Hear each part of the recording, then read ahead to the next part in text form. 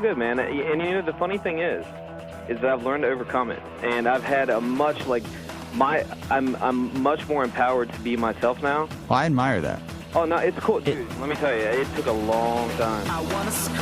I'm begging anybody out there, before you go and get surgery, before you walk into these hair club system places, I'm telling you right now, I am $20,000 in the hole, and 10 years of stress, the last 3, an absolutely horrifying existence of stress and pain. And I can promise you, the stress of this hairpiece is 1,000 times more than I would have ever felt if I had just been confident with who I am, dealt with the fact that these are the cards I've been dealt, and deal with them, and just shave my head. And honestly, like Spencer said, not everyone's there, but that's where I'm at. And now something completely different. Good afternoon. I'm speaking to you live just outside. I like to think balding is just God's way of saying, now let's see you get laid. Is it true that if you don't use it, you lose it? What I'd really like to do is put the greatness of this man in perspective. The hair loss community has a lot to be thankful for, having you as a spokesperson. You mean you just call this guy up? About life and about reality? And now, America's #1 reality radio show for men. Live from Los Angeles, it's Spencer Kobren's The Bald Truth. Hey guys, welcome to the show, 888-659-3727. Holy cow, what an afternoon. Almost didn't make it, but I'm glad that I did. Welcome to the broadcast. Let me bring Joe up right away. If you are new to the broadcast, don't know who I am, why I'm here, or why the other guy who is on the right of the screen, or your left, whatever, the other guy. We are here to talk about hair loss. It's kind of a bizarre thing that we do. I've been doing this broadcast for going on, it's actually more than 20 years. This is our 20th anniversary of The Bald Truth, and I'm a consumer advocate for men and women who are dealing with hair loss. I'm the author of The Bald Truth and the Truth About Women's Hair Loss, which are currently the most read volumes on the prevention and treatment of hair loss in the world. And I've been doing this for, again, quite a long time, trying to get the word out there about the reality of hair loss, living life as a hair loss sufferer, dealing with the hair loss industry, dealing as a young man and now an older man with hair loss. You know, I started to lose my hair at the age of 21. I have been lucky enough to slow down the progression of my hair loss using FDA-approved medication. But during that time, during this experience, during the initial throes of my hair loss, I was just like everyone else. I was the guy doing as much research as I can. And as confusing as it was back then, and it was fucked up, let me tell you. It was not easy because, you know, the internet wasn't even in existence. Everything was just straight up advertisements. And to tell you the truth, most things haven't changed. But there was really no one to talk to about this issue. So after being screwed over, after being ripped off, after luckily having the wherewithal not to be disfigured by the industry at the time, I decided to take all the knowledge that I gained, kind of getting the runaround and trying to be sold wigs and hair transplants and all kinds of shit in the late 80s and in the early 90s, and put it into a book. And that's what I did. And I have turned my Achilles heel into my career. And there's a lot of guys out there in the online world, new guys, young guys, who don't really understand what it was like back then when we had nothing. There was no finasteride. There was no minoxidil. Rogaine wasn't even approved by the FDA for hair loss yet. What was that? That's amazing. Are you talking? To think that far back.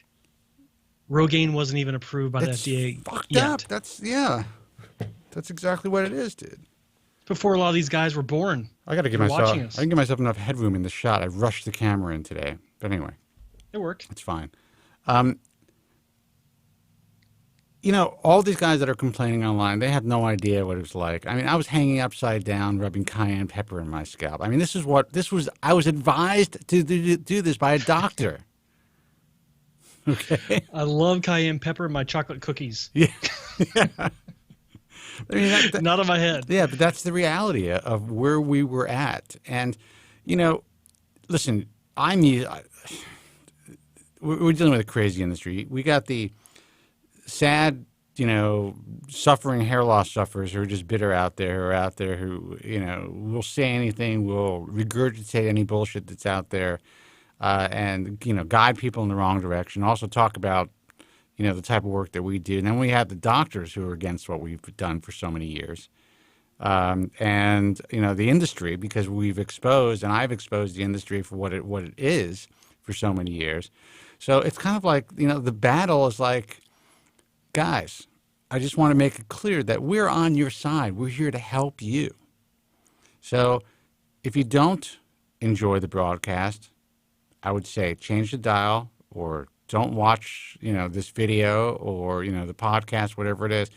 But if you understand that we are guiding you in the safest possible direction because of everything that we've been through, and the fact that we have a unique insight into the industry because we are in the industry. We're in a unique position in the industry, but we are in the industry. We deal with the nuts and bolts of this shit every day. And there's nothing that could be said online by anybody else. I hate to say it. This sounds obnoxious. But they don't know dick. That's just the reality. And we're not here to sell you anything. Exactly.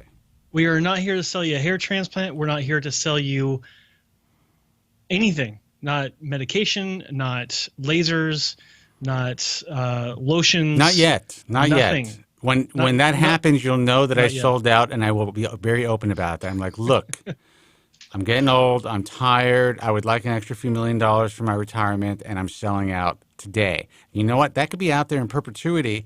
And sadly, you motherfuckers are too stupid to even look at that and take it. You'll still be like, well, maybe he's just saying that. Maybe this laser cap works. I don't know. I'm not saying it doesn't work. I'm just saying that's the attitude.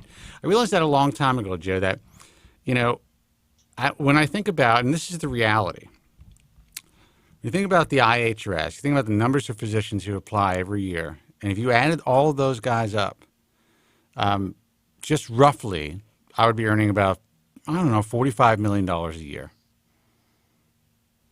Just for memberships. Just give or take. Just to open up those fucking doors. And the reason why you're not is why?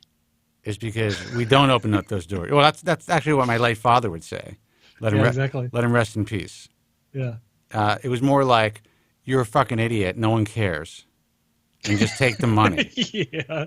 That sounds like Pop from back then. That's my father. Yeah. No, he's like, no one, in the end, no one's going to be, there's nothing going to be on your tombstone. He was a good guy. Or he did the right thing. See, it will be on my tombstone because I've already dictated that it will be put on my tombstone. No, my tombstone is going to be like, I told you I was sick. That was it. Yeah, exactly. But anyway, you stole that from someone. That's I did. Was it Benny Goodman? No, wait. Who was it? It wasn't Benny Goodman, but it's an old joke. Yeah, one of those guys. Yeah. And like anyway. Today, like I had a rush in here to take a quick shower. The comb over's a little bit too combed over today. I don't know, my whole thing. I started off frazzled today. I had such a busy day getting into the studio. It actually looks good. I appreciate that. There's no indicators of a rush job. I like it. You're a good man. You're a good man, and that's why we keep you on. I know there's a reason. Yeah. Hold on. Spencer Tombstone will have his hair on it. That's so fucked up. That is just one of the most fucked up comments, and funny too, I have to admit. Fucked up in a good way. Yeah. God, I hate people. Anyway, I would like to thank our viewers and the participants in the chat room. We got guys from all over that are listening and watching, and we really appreciate you. Please pick up the phone. Call us. We got the UK and Euro number. You can call that. We also have the North American number, which I posted everywhere.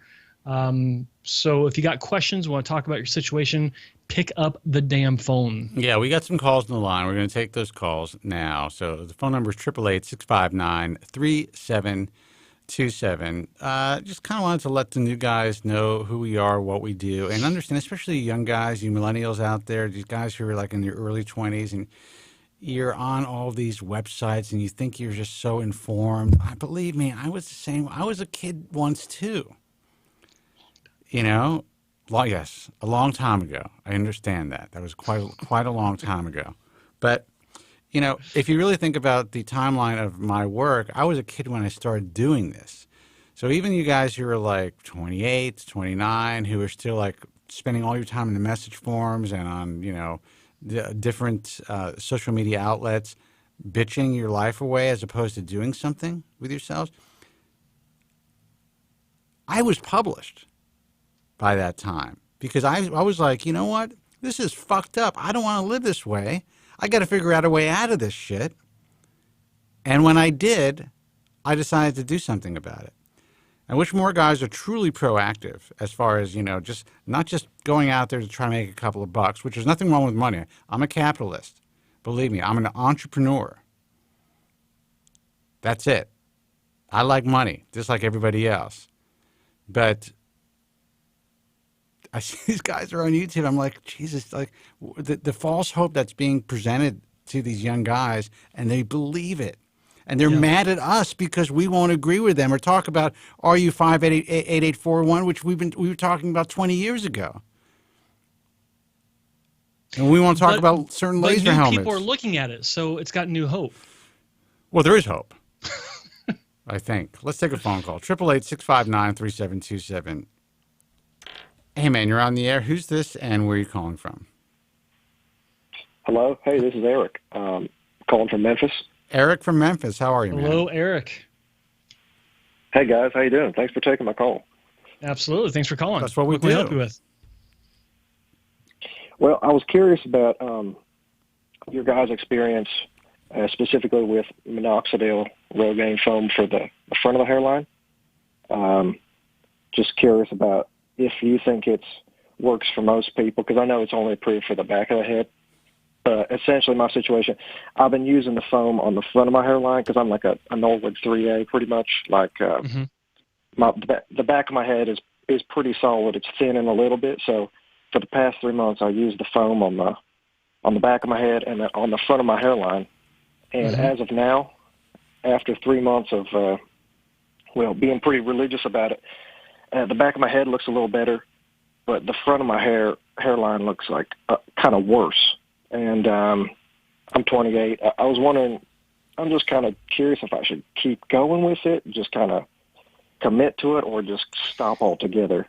If I'm just making it worse, I don't know. Well, Joe, I mean, I'm gonna start, and then I'll let you go ahead. Pick up your point. But honestly, and it's important that most guys know this. I mean, just because Rogaine has not been approved by the FDA or minoxidil for the hairline and for the mid-anterior scalp, does not mean that it cannot work there.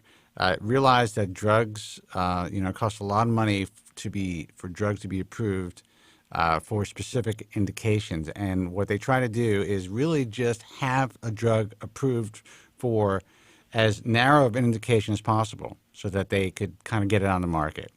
And that's what the original makers of Rogaine did. And then they went into create a new formulation, which was the foam, so they can get a patent on that. But they didn't move forward as far as getting it approved for the hairline. To answer your question about, essentially, there's no reason why it wouldn't work all over the scalp. And that's really important for people to understand. And the same goes for finasteride. What you're probably experiencing is what a lot of people experience with Rogaine is a typical telogen effluvium from the medication. A lot of people end up looking worse before they look better. And that's very, very common. In some cases, however, it doesn't get better. And it just kind of hastened the process. But that's kind of rare, but it can happen. Joe, I'm going to let you give your opinion. Yeah, well, I was going to say, I mean, neither Rogaine or minoxidil or finasteride were tested or the studies weren't for the frontal hairline. They were both for the crown, if I understand it correctly. And so, because they only focused on that one area, they can't switch around and say, "Oh, yeah, it works in the hairline as well." However, I know from experience that finasteride can work in the hairline, as does Rogaine. It's just no one can. I don't believe that the original makers were able to were allowed to say that because it was never tested for that. I think that's the case. Well, it was just to be clear, it was tested for the entire scalp. It just wasn't approved because they had to They had to actually stick to a specific indication in order for it to get approved. So what they did was that's what I was okay. That's what I meant is that it wasn't. They didn't go through the full process where they said, okay, it's approved for the crown. Now let's get this thing approved for the hairline. It was like, this is good enough. So while this is hearsay, and I can tell you that I have been in both the offices of Merck Pharmaceuticals, and at the time it was Pharmacy Upjohn. And this was many years ago, the beginning of my career when I was on radio, when they were sponsors of the broadcast. And I know that it was tested, and it is, and again, it's hearsay because I can't show you any paperwork. But they just decided not to go for those indications. And it does, both medications work over the entire scalp. Yeah. So I kind of think that and if you read the insert, initially Rogaine did not provide this information, but if you read the insert, it will say that some people will go through an initial shedding process that could last months in some cases, and a lot of people end up looking worse before they look better. Now, is that too elaborate of an answer? Does that help you in any way? No, that's great. That's an awesome answer. Yeah, I mean, I heard about all that stuff. I've been listening, and I know about the effluvium thing, but at this point, since it's been 3 months, it started to get a little scary. I mean, I don't know if you've heard of anybody having this, but it's like a thick peach fuzz kind of thing on the front of my hairline, like thicker than most peach fuzz I've seen.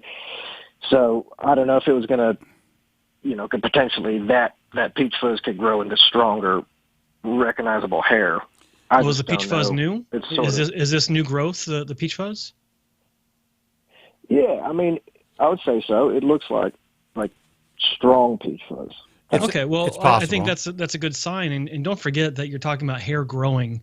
It's like it's worse than watching the grass grow. It takes forever. So that's obviously a good sign if you've got some sort of growth of any kind. So I would just recommend that you give it some more time.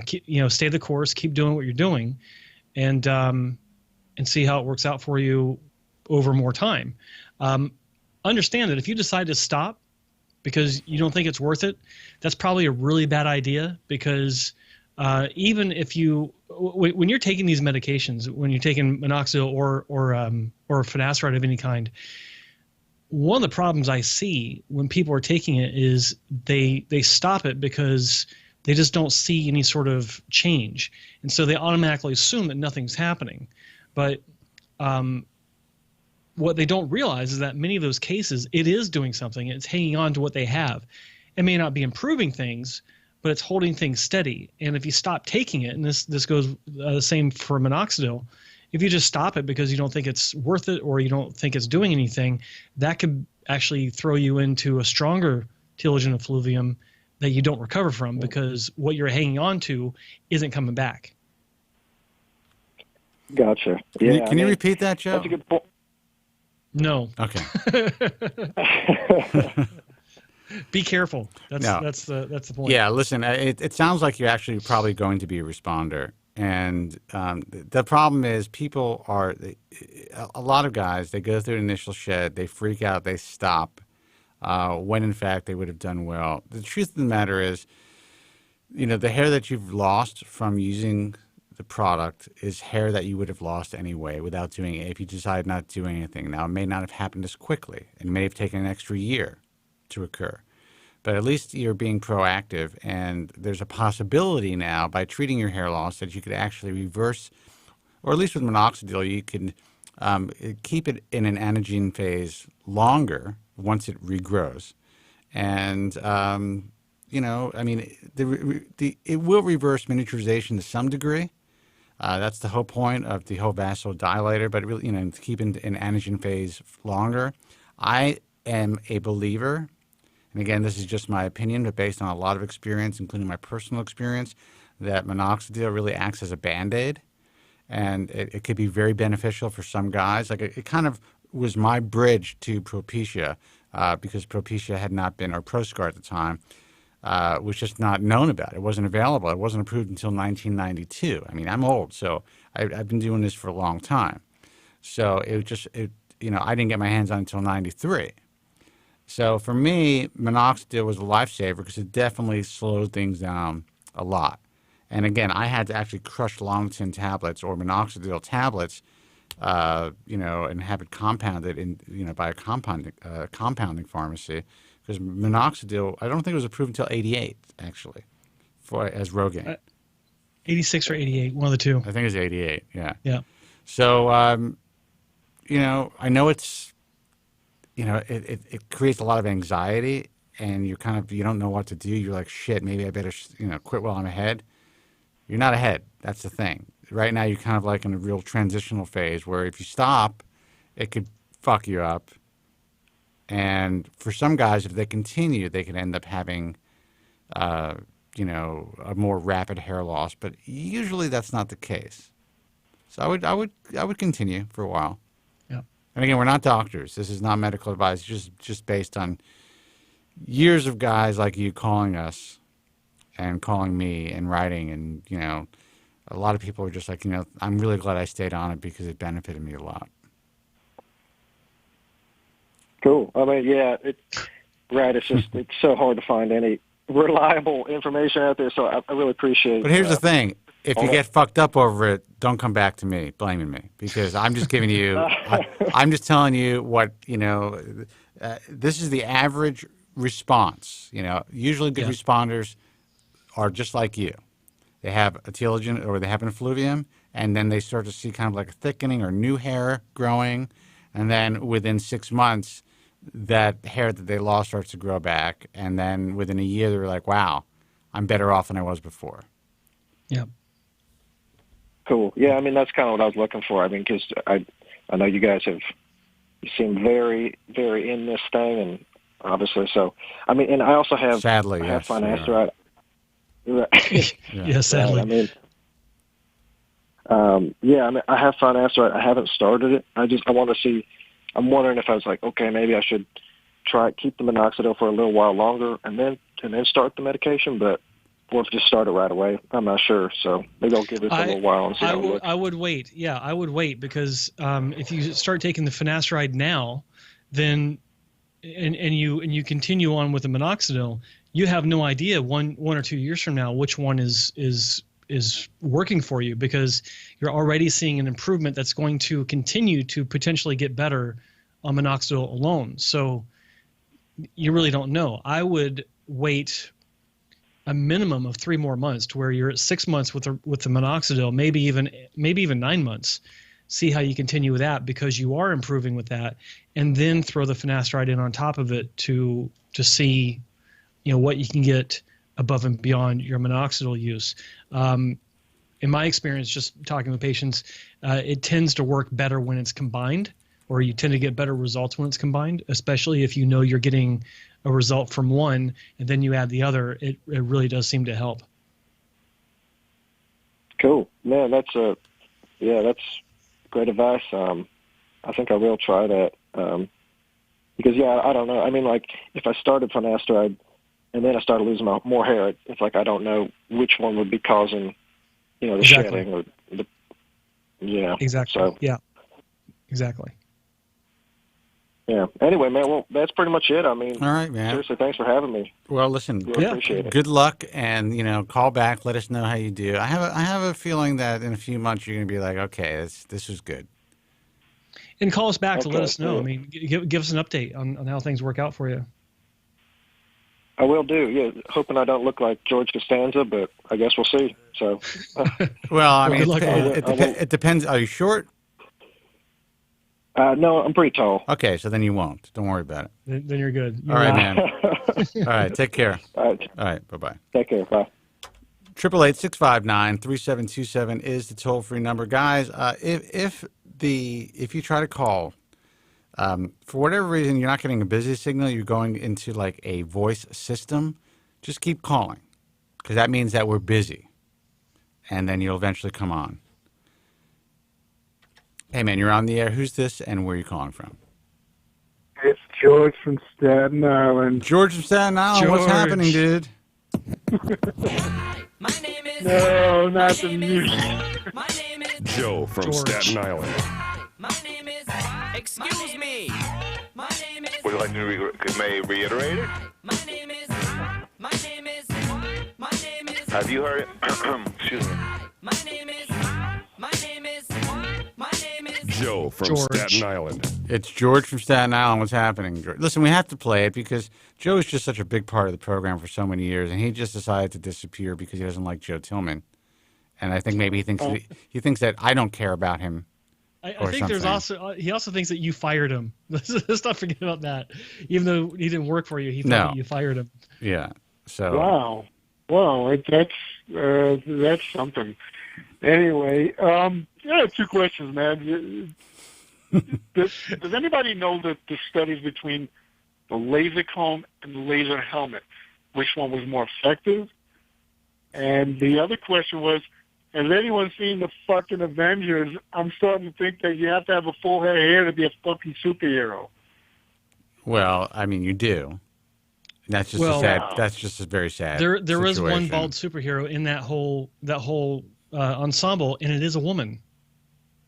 Yeah, you have to be a bald woman. The blue chick, Gamora's sister. Oh yeah. And I did see the Avengers. Fucking awesome movie. Infinity War was kick ass. Well, what about the chicks? What about Black Panther and the bald black chicks with the SMP? That's SMP. That was kick ass. You're gonna get a head tattoo. That's what you go for. That's what you do. Go tribal. Because you got to just go tribal, man. I just think. I mean, as a comic book collector, I'm from the '70s, early '70s, and I know all about the Avengers. They would cover. Captain America had an outfit where it covered his head. Hawkeye had a costume that covered his head. Thor had a helmet. Not today's movies. Today's movies, you gotta have hair. Wolverine, hair. And I'm just noticing this. I'm like, you gotta have hair to be in movies. Yeah, but look at Dr. X, Dr. Xavier. He's balder than anyone. Like no one's as bald as him. And he's one of the biggest characters in the MCU. Oh, but Wolverine got way more play than him. You're talking about the good-looking superheroes, the ones that get play, or that you would assume get play. See, that's a different story, but I know what you're talking about.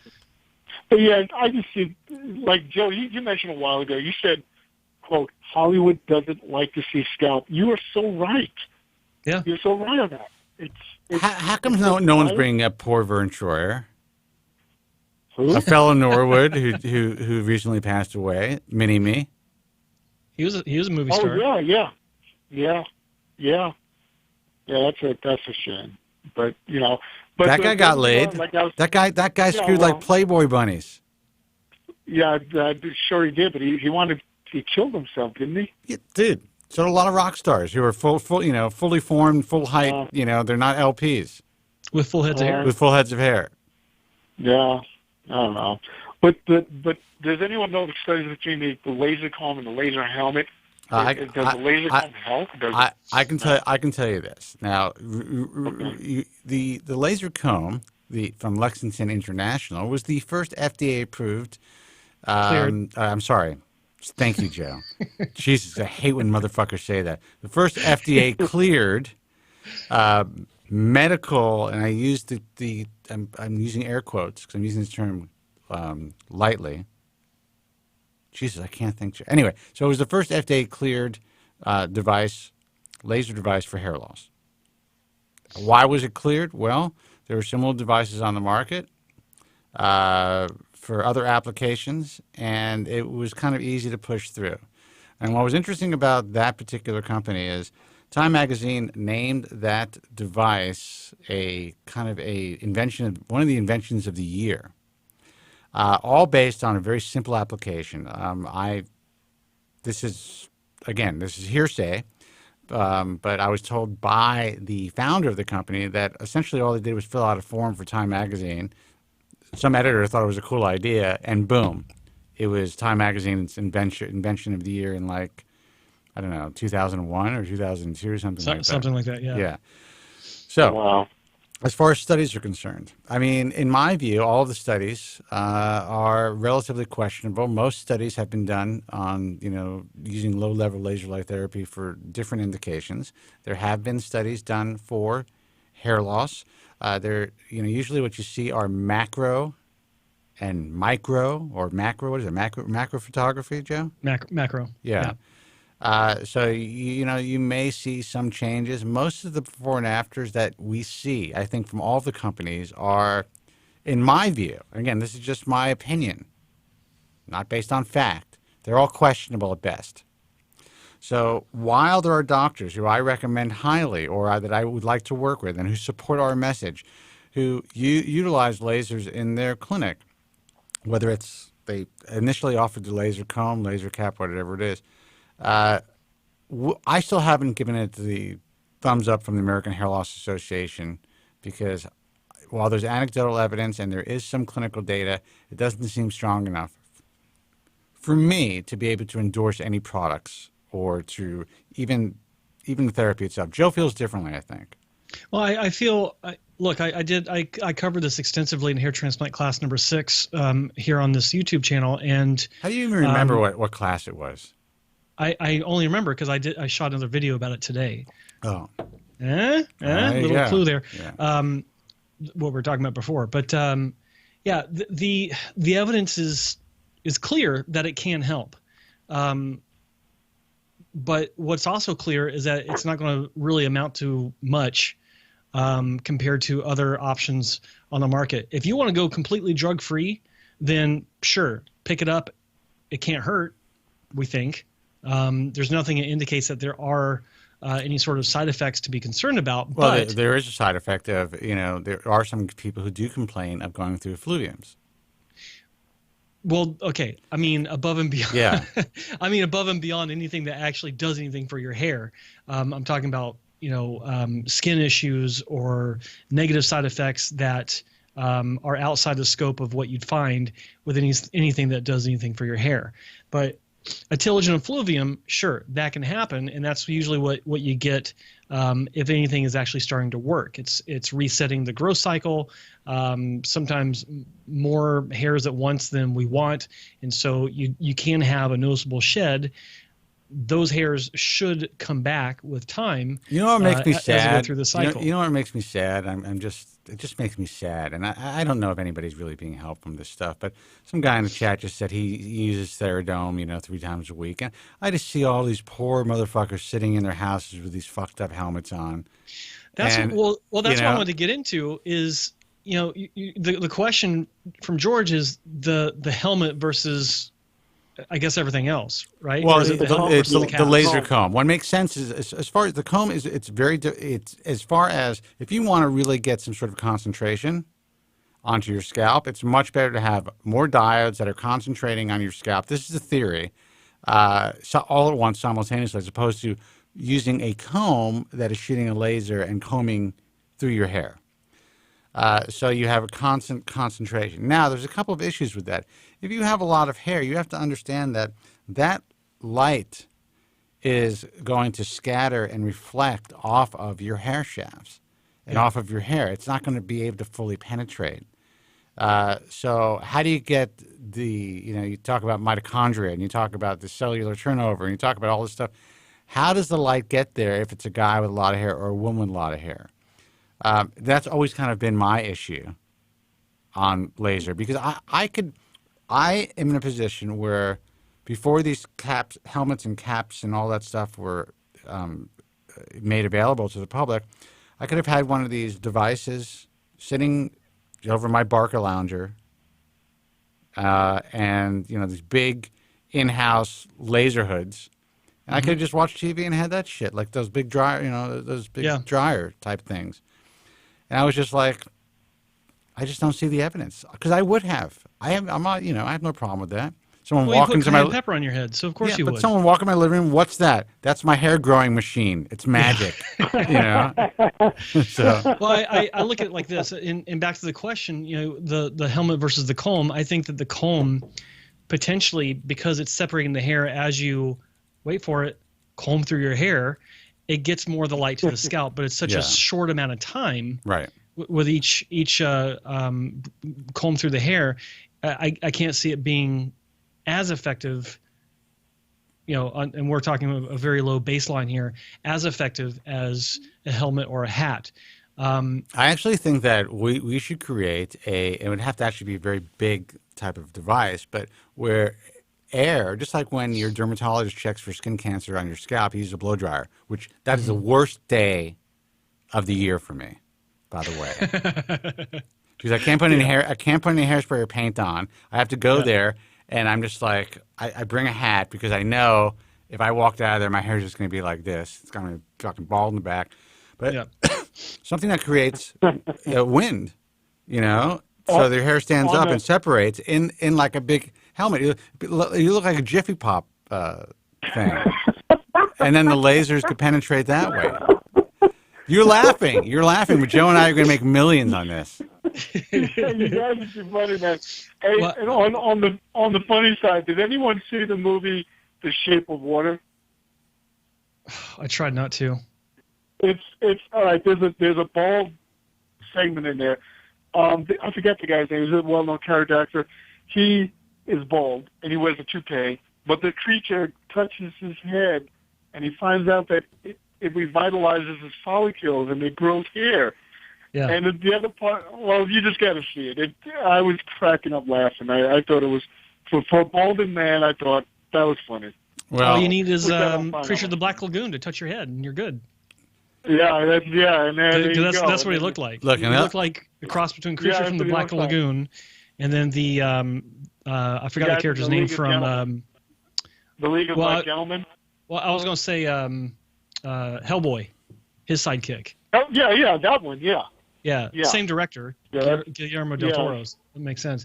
But look, the key actually to avoid that light bouncing off the hair issue with a helmet or a cap is to wet your hair and brush it back while it's wet, and that'll expose the scalp. Can you hear us, man? Oh, okay, yeah, I hear you. Okay. Right. Well, no, I buzz my hair. I shave my hair all the way to a 1. Oh, then you're good, man. You go. Yeah. So I don't know. I'm contemplating buying it. Go ahead. Listen, I'm sure there's someone online who's going to teach you how to make your own.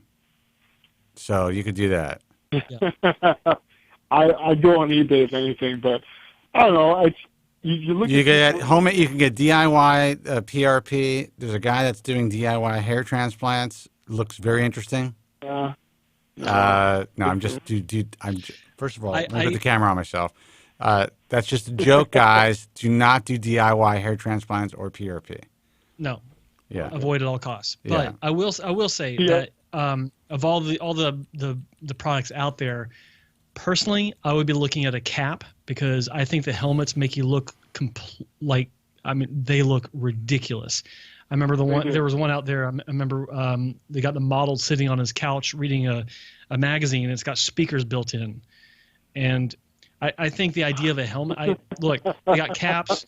You can walk around outside in public. No one knows a damn thing. You look like everyone else with a ball cap on. But how fucking busy do you have to be to really walk around with that thing? I mean, you got to have some time in front of it. Well, for us, we could we work from home or from in an office all the time with no one around. I could wear it here, right? But there, why not have the option, right? If I need to run to the store to get something, and it's time for my laser therapy, I put on a cap. I'd much prefer to do that than wear this ridiculous looking helmet. So, but that's just me. It doesn't matter for you because if you work from home, but if you're out and about, get a cap or if you think that's the option. You know what? I'm going to get a laser hood for the show, and I'm just going to have it on all the time, like a hairdryer, while I'm doing the show. And I'll find the company who wants to essentially sponsor the program, and that's it. I'll sit here with a dryer on my head. I'm convinced. I don't think there'll ever be a cure or any way to get hair back without surgery. Dude, I mean, why bring down the room like that? Why bring down the room like that? You got to have some hope. Give these kids some hope, man. George is a buzzkill, man. Give these kids some hope. Guys. Look, listen. All right. Cigarettes don't cause lung cancer, and there will be a cure for hair loss. Okay. All right. Okay. All right. Actually, that's a fucked up thing. I do believe at some point there will be more effective treatments, for sure. We are closer than a lot of people realize, but there are going to be treatments. Only 5 years away. Yeah, there are going to be treatments. They're going to be treatments. But you know what? You know what's a really effective treatment that all you motherfuckers are afraid to take? And I understand why. It's finasteride. Shit works. Yeah, it works. Anything that makes my dick go limp, I can't have that, dude. Well, and you better not have any Jack Daniels. All right, man. Well, anyway, good to hear right. from you guys. You take care. All right. Thanks for calling, George. 888-659-3727 is the toll-free number. Look, guys, I got nothing against you guys trying out lasers and shit like that. I just want you to try to find something that really works.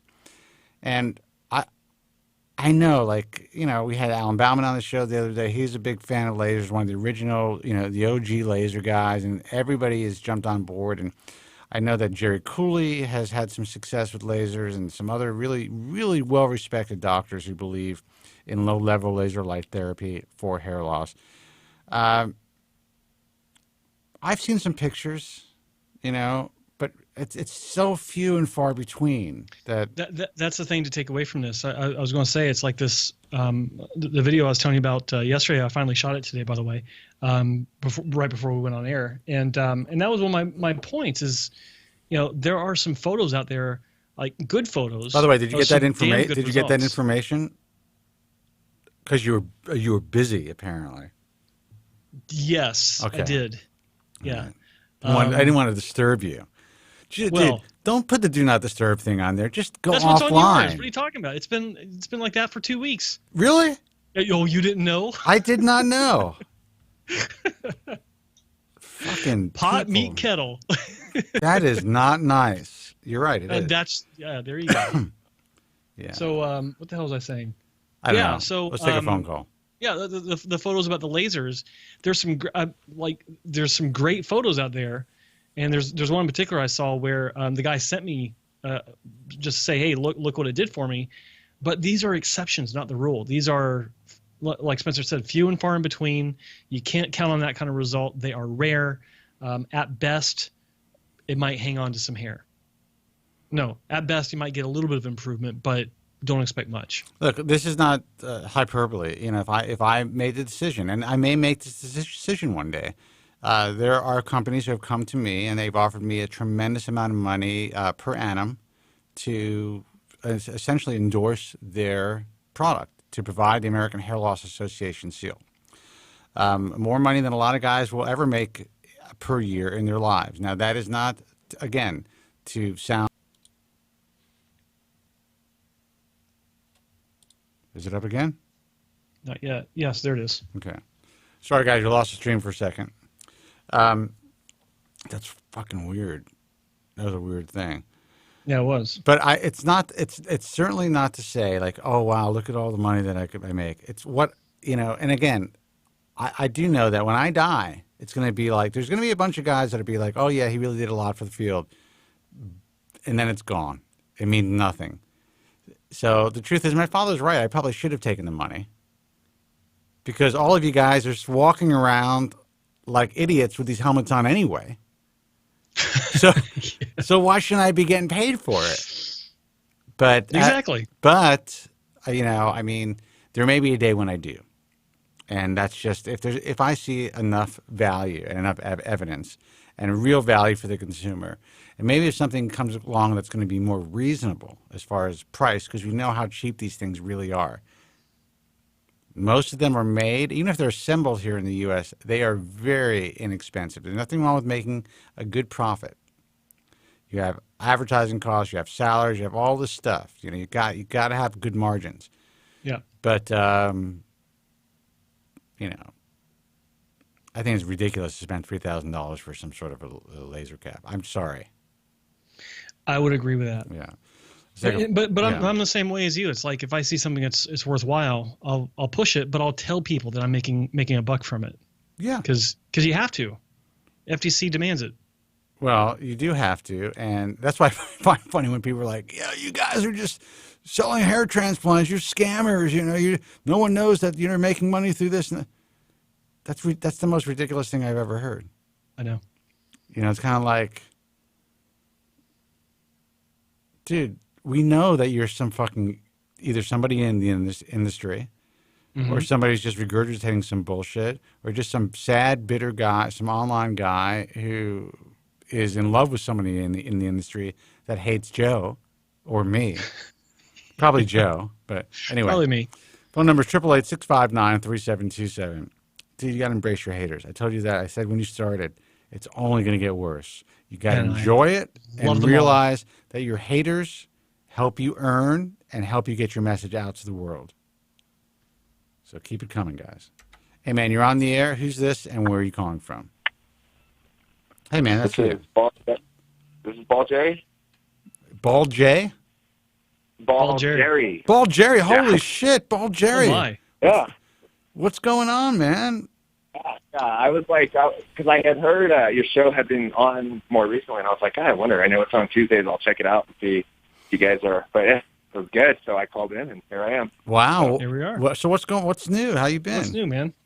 Well, pretty good. It's interesting, like that you guys have been talking about the laser, because I do talk to Joe from Staten Island once in a while, and there's one thing that, like, Spencer said one thing about, like, because Joe claims that the laser cap made him lose his hair. Right. I would say what probably happened was he was using a combination of a minoxidil preparation and the laser cap, and he probably lost his hair, in my view, whatever he was holding on to, from the minoxidil preparation. And he just stopped using it, and that's it. Yeah. We warned him. We warned him. We were like, dude. Well, you know, if every hair counts on your head, first of all, don't commit unless you want to commit. Yeah. What I don't understand about Joe, and I love the guy, and I'm glad you're in touch with him, is that he walks around with a bandage and a cap on anyway. I hope not, yeah. I mean, yeah. And I don't talk to him all the time. He went through a phase where after he used the laser cap, he was in like a really bad spot. But the last I talked to him recently, and he said he's been going outside a little bit more. He's been visiting his parents, going to the movies. That's for great. a while, it was like really, really bad. Well, you know what I mean? Everybody's getting out. Go ahead. You just got to get outside, like get some sun or something like that. And then he claims he was very happy, though, beforehand, which I'm telling him, I'm like, no, you weren't. I knew you beforehand. You weren't actually happy before. I don't mean to laugh, but his whole shtick was being miserable and being recluse and not being able to get out of bed and just eat like 7 steaks a day and drink, and take benzos and drink alcohol. Yeah, and he said he was happy then, and I'm like, no, actually, I knew you then, so I can tell you weren't actually happy. Like, you know what I mean? So, wow. I'm like, when you speak to him, tell him we miss him, man. I mean, he should call the program. I mean, I was asked by certain people to reach out to him, and I'm just like, look, he listens to the show. He knows that I want him to be well, and the thing is, he's a grown man with a family, and he has much more of a support system. Listen, I mean, look at a guy like me. Everybody in my family's dead. I got nothing as far as family's concerned. This guy's got a wife, kids, parents, all kinds of a support system. if the bald truth is his only support system, or if I'm his only support system, or if he's threatening to jump and then it's my responsibility to, to get him off that ledge, I've been trying to do that for 20 years. That's why we allowed him to be a part of the program, to contribute every week. Yeah, and I'd say, as within, I would say up to, more recently, the last couple of weeks, he was literally not, he didn't know the show was going on. He didn't have the internet. You know what I mean? It was like that. It was just, so I think now that he's getting out a little bit more, he mentioned he watched the last show. You know what I mean? Good. And, that's good. And he should call, Joe, if you're watching the show now, you should call in. We miss you. And love to hear from him. Love to hear from you. And, we play your opening still for this guy, George from Staten Island, because someone's got to take your place. There's no Joe from Staten Island. Yeah, there's no Joe. I actually tried to call him, and I was going to try a three-way call, but it went straight to his voicemail. He's probably asleep or something like that. But he may have passed out. Yeah. Yeah, he'll listen to the replay. But yeah, so how are you? How are you? What's going on with you? Doing all right. The last time I called in, I took that RU 58841. Yeah. I took this stuff over 5 years ago, and it fucked with my hormones. I'm not going to lie. And I took it when I should have quit taking it, but I was so happy to see that my hair quit falling out in the shower, but I could tell my body was going through. I was like, yeah, whatever. Everything that you take, if you quit taking it, the effects wear off, right? That's correct. So then I kept, that's what I thought, but the hormones are the exception. You fuck with your hormones too much, it kind of so it's getting better, but that's my hair is actually kind of stayed. I'm using minoxidil now with the derma roller, but I don't really take any anti-androgens, and it's kind of it's better now than it was 5 years ago. But for 4 of those 5 years, I didn't do anything. And but also for 2 of those 5 years, I couldn't get an erection hardly if I really, really tried. You know what I mean? Yeah. So, well, actually, I don't know what you mean, but I've heard other people talk about this that's thing. why these post-finasteride syndrome guys, I took finasteride, and it was I didn't really notice anything, but I can kind of sympathize with them because maybe there's something truth to that, because some people are more sensitive than others.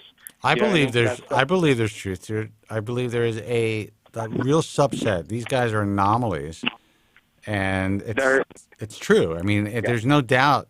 But my concern is just the fear that a lot of guys have, and also the psychosomatic effects when a guy says Joe said, wasn't there a guy that just touched the bottle, or was that Spence who said that? Somebody said they just touched a pill or touched a bottle and they couldn't get an erection. There was a guy that, I heard listened that. to. Yeah, there was a guy on YouTube though that has a few videos, and I listened to him, and he had one pill, and then he was 30 years old, and he took one pill, and then apparently he quit his job and contemplated suicide. I'm like, no, I just don't see that personally. I don't know. I mean, the mind is an extremely powerful thing. Yeah. Sadly, most of us are unable to use that same negative power to create positive energy for ourselves. It's a lot easier to freak out about shit. And listen, I'm a total hypochondriac, or at least I was. I'm much better now that I'm older. But I am one of these guys who, I got OCD, all kinds of shit. And I was told a lot of things about this drug prior to taking it. It was, some of the potential side effects were even scarier, because there were doctors who felt, because there were other types of benign prostate hyperplasia drugs that were even more potent as far as feminizing effects. So the doctors, when I first started to consider taking this, they were all saying, look, this is going to feminize you. Almost everyone gets gynecomastia. You were too young to take this. This will make you infertile, all this stuff. As fucked up as I am about all that stuff, I just popped that pill like it was nothing. Yeah, because we think it's all bullshit anyways when they say it. And they told me the same thing when I got dutasteride, because dutasteride worked for me for 5 years. And it was really good. But at the same time, like, I do remember that, yeah, but it does, some of this stuff does increase your libido. You just have to pick and choose your battles, I think, a little bit. Like, it's like, yeah, if you see a little bit less ejaculant, or if you see, like, you're just not, like, always running on 10. But when I took finasteride, I enjoyed it because I was like, I had a little bit of relief. I wasn't always so, you know what I mean? It's kind of nice a little bit, and you can still perform. But then, and I thought when I took RU58841, it was the same thing, but it was like, now it just sticks around. And it's funny, I don't know anybody else that's taking RU that has the same experience. Like, I think it depends on where you get. A lot of people who are using RU they're not getting legitimate RU. I mean, it's all gray market shit. So they don't even know what the fuck they're putting on their head. That's what's scary about this. Yeah. This whole community. Not to mention you have to mix it. I mean, it doesn't come in like, correct me if I'm wrong, I've never ordered myself, but it doesn't come pre-mixed. You have to mix it yourself. Is that right? It comes in like a white powder. Yeah. And then from what I remember, keep in mind this was over 5 years ago. So it comes in like a white powder, and then you mix it with propylene glycol. And right, but how do you know? I mean, obviously, what you got was legitimate because it affected you. You felt the effects. Yeah. But how do people know what the fuck they're getting? They don't. They have no clue what they're getting. Well, I don't know. You don't know. It's like you really don't know unless your body like reacts to it like mine did. But if your body's there's a reason it didn't make it to the market. Like, I mean, like, it went through stage 2 trials, and I have a friend that's a doctor. He went into his like medical library and his medical campus, and he, like, all these stages have been removed, like the details, and he's like, that's not a good sign. He's like, yeah, you should not take that stuff. Like, I would not recommend that. RU5841. Like, I just don't think it's. You have to understand that Rousseau. These were early days. So the fact that Rousseau pulled the plug had nothing to do with Merck's performance of the drug, because at the time Merck was performing very well as far as the sale of finasteride and Propecia. So this was on the cusp. They were actually doing trials and testing this agent around the same time that Merck was doing tests for Propecia. So they were essentially on the same track. And when Propecia jumped off, they were selling a lot of pills.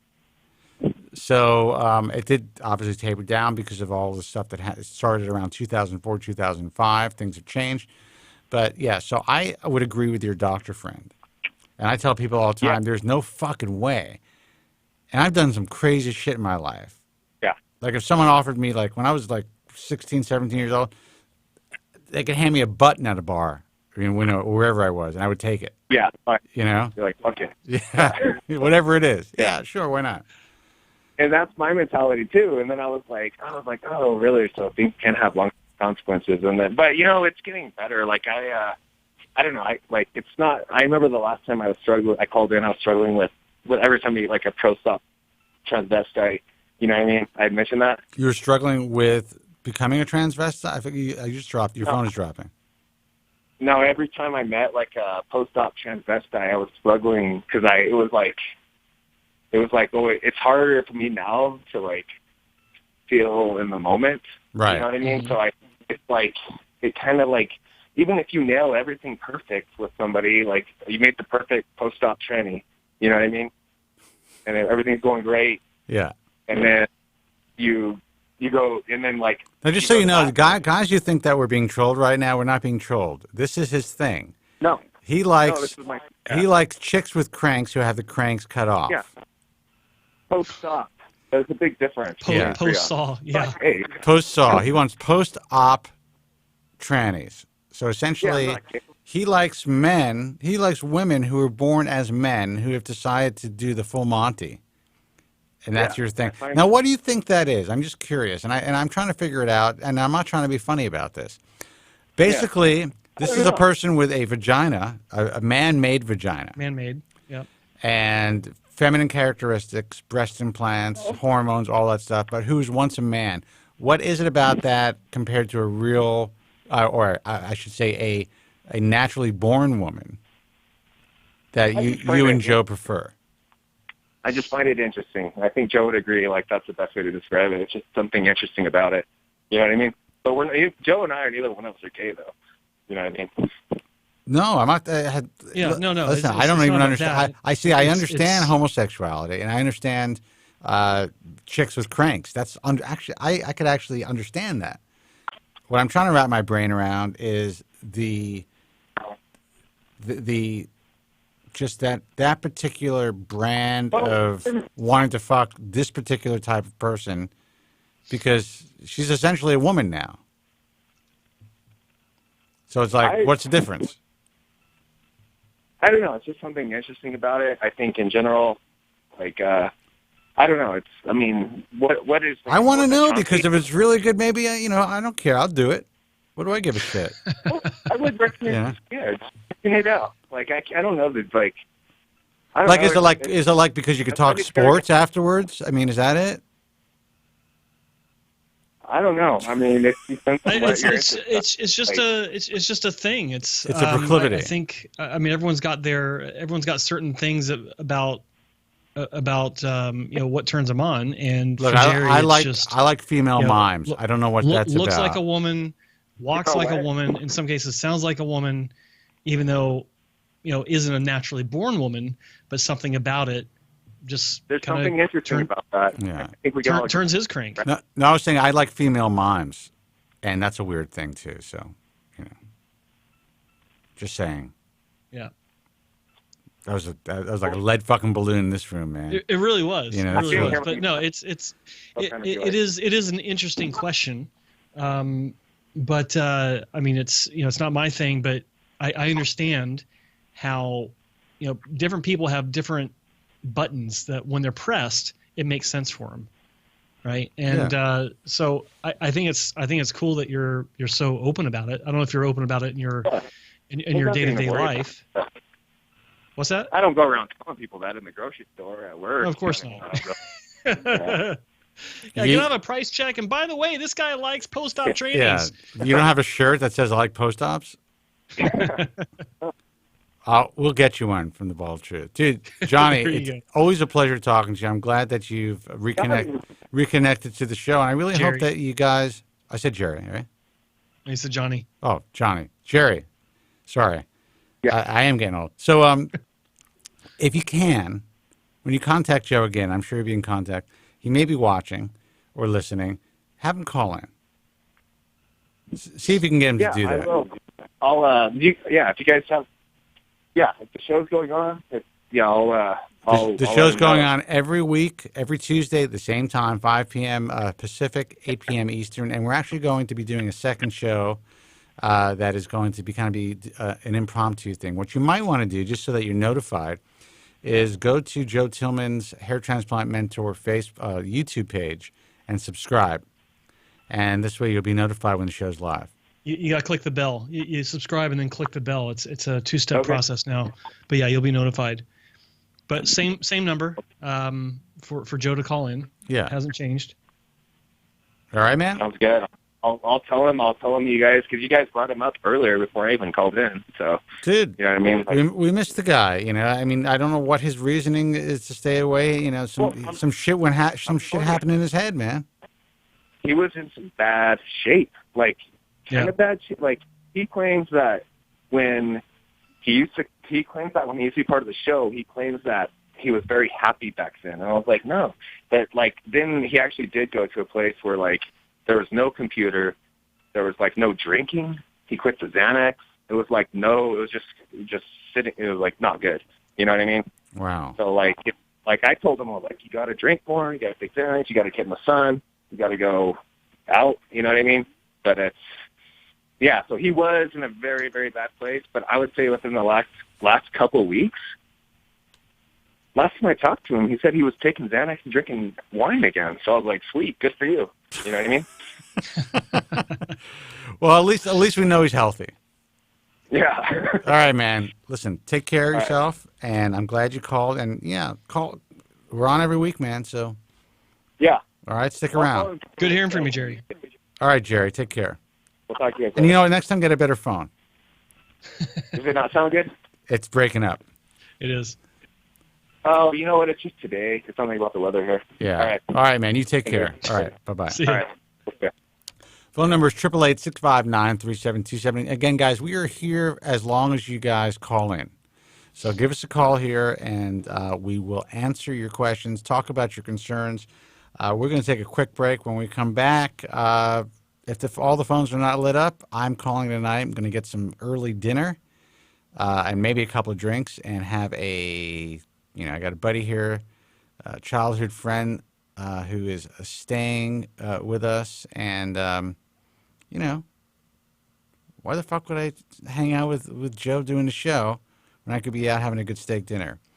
888-659-3727 is the toll-free number. Stay with us. We'll be right back after this. I always hear a lot of guys calling in, and they're always like, down and out about their haircuts. I'm begging anybody out there, before you go and get surgery, before you walk into these hair club system places, I'm telling you right now, I am $20,000 in the hole, and 10 years of stress, the last 3, an absolutely horrifying existence of stress and pain. And I can promise you, the stress of this hairpiece is 1,000 times more than I would have ever felt if I had just been confident with who I am, dealt with the fact that these are the cards I've been dealt, and deal with them, and just shave my head. And honestly, like Spencer said, not everyone's there, but that's where I'm at. 593727 is the toll-free number. We're live. I was going to say, Jesus, I was going to say XM Satellite Radio. I mean, what's going on with my brain, dude? I don't know, man. It's one of those days. I was about to say we were live. Time to settle in. XM Satellite Radio 152. I was about to give the call letters and the number of the station. 97.1 FM, the FM talk station. There you go. Jesus Christ. Anyway, we're on the fucking internet. Welcome. Welcome everyone who's listening to us on iHeartRadio, who's listening to The Bald Truth through Joe Tillman, and watching The Bald Truth through Joe Tillman's Hair Transplant Mentor YouTube page. Guys, please subscribe to our Hair Loss Podcast page that we are building. We put up a little bit more content. We need more subscribers. There's going to be a lot of great content that you guys should see. You guys can, I guess, how do you share on YouTube? I mean, this is an old man move. I got to ask, can you share your shit on YouTube, or you got to go on your Facebook page, share it on Facebook so that people could see that? How does that work? No, you can share. Yeah, you can share share from Facebook or from YouTube onto other social media like Twitter, Facebook, that you LinkedIn, can, all that yeah. stuff. But is there a way, within the Facebook community, the YouTube community, to share videos? Within Facebook? Within YouTube. No, within Facebook. YouTube. Share on Facebook through YouTube. No, just to share YouTube to YouTube. Person to person on YouTube. Yes. Copy and paste a link into another YouTube channel video in the description field or in the comments field. That's it. All right, guys, then do that. Do what Joe just said. Something like that, yeah. The bottom line is we need to get this information across to those who are really in need of the truth.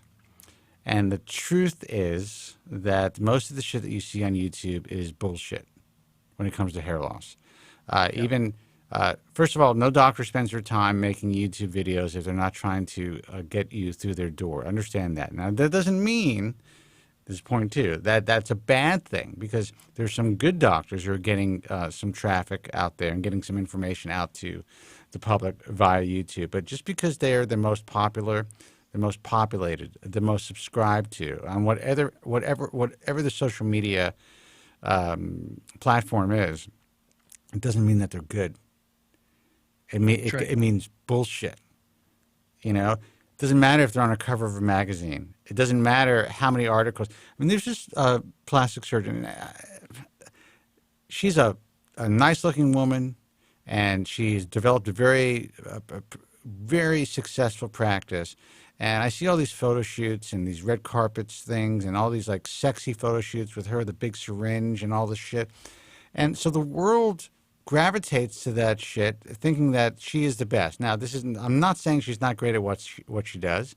I'm not saying that she may be the best in her area. I don't know, actually, to tell you the truth. But in general, there's no correlation between who is the best marketed, who is the most attractive and seems to has the best PR company to get them in these magazines. or who has the biggest YouTube following, and the final result. It means absolutely nothing. There's no correlation whatsoever. What it is a correlation with is, like you're saying, the marketing companies that work for these doctors have hired. It's like, how do you think these magazines find out about these doctors? It's because they've got marketing companies reaching out to them and pitching ideas for articles and spreads and things like that. It's not like these magazines just happen to know of someone. There are cases where certain people in magazines or at magazine publishers do have certain go-to people, right? And then they say, "Hey, who do you know that's good in this or good in that? We're looking to do something," and then they're led down the path to basically the squeaky wheel, the ones that have the biggest presence because of their marketing companies. It means nothing for quality. It means nothing for ethics. And you really need to look at this closely and never forget that the number one qualifier for any sort of cosmetic surgery that you're considering, hair transplantation or anything, are the results. The people that have the most exposure do not necessarily have the best bedside manner, the best surgical skill, the best ethics, the best follow-up. They can be, but it's not hand in hand. It's not synonymous. So you got to be careful with that. Look, all I can tell you is, there are some good doctors who are in in-flight magazines with their arms folded or wearing, their glasses, the chin pose. Some of those guys are really good. Yeah. And some of those guys really suck. And there's no, anyone who claims that they're honored to be in the Delta in-flight magazine as a top doc is bullshitting you. Because all they were able to do is pay for that honor. That's the reality of the situation. I'm honored to be stuck in the back of the coach seat in front of you. Right. That's it. And, this is not, there was interesting, and guys, I'll take your call in a second, 888-659-3727. Our friend Bassem Farjo in the United Kingdom tweeted something out the other day. Now, again, he's an IHS recommended doctor. I happen to like him very much. He's a very nice man, and he's a friend of the Bald Truth.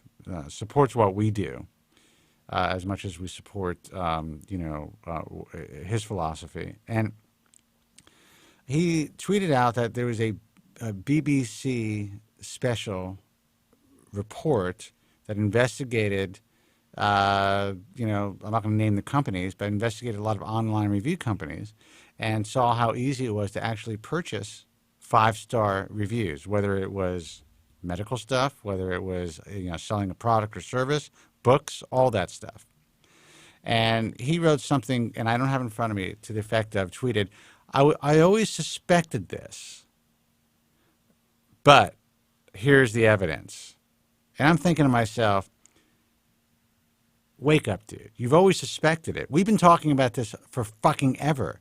Yeah. You guys have actually contributed to it without even fucking knowing it. Even though you were told that this is what was happening, you guys are paying for it to happen. It's the craziest thing in the fucking world.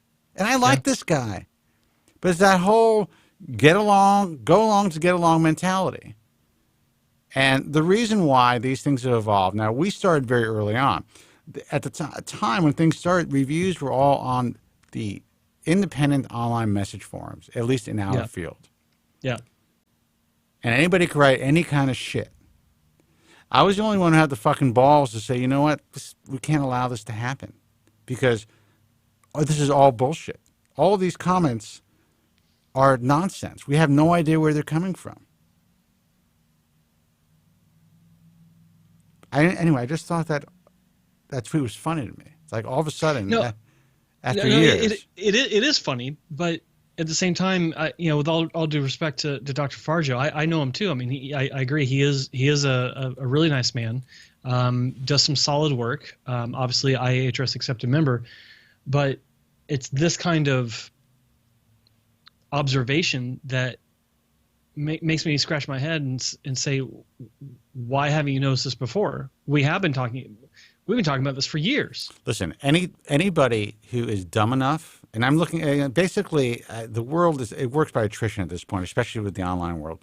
Anyone who's dumb enough to make a decision based on an online review for cosmetic surgery is a fucking idiot. Period. Online reviews where the reviewers are anonymous. And end of subject. Yeah. If someone comes on full-face video and says, I went to Dr. So-and-so and look at my results, and you can contact me, I'm a real person, that's a different story. Yeah. But the vast majority of both positive and negative reviews, sadly, in this world, whether you are buying a toaster oven or you're buying, whatever, now cosmetic surgery, are false. I'll give you an example. I've had shit reviewed. I have best-selling books on the market. And when I was going through dealing with this crazy physician, there's also this other person I don't want to mention, who is they're both no longer allowed to practice their trade anymore.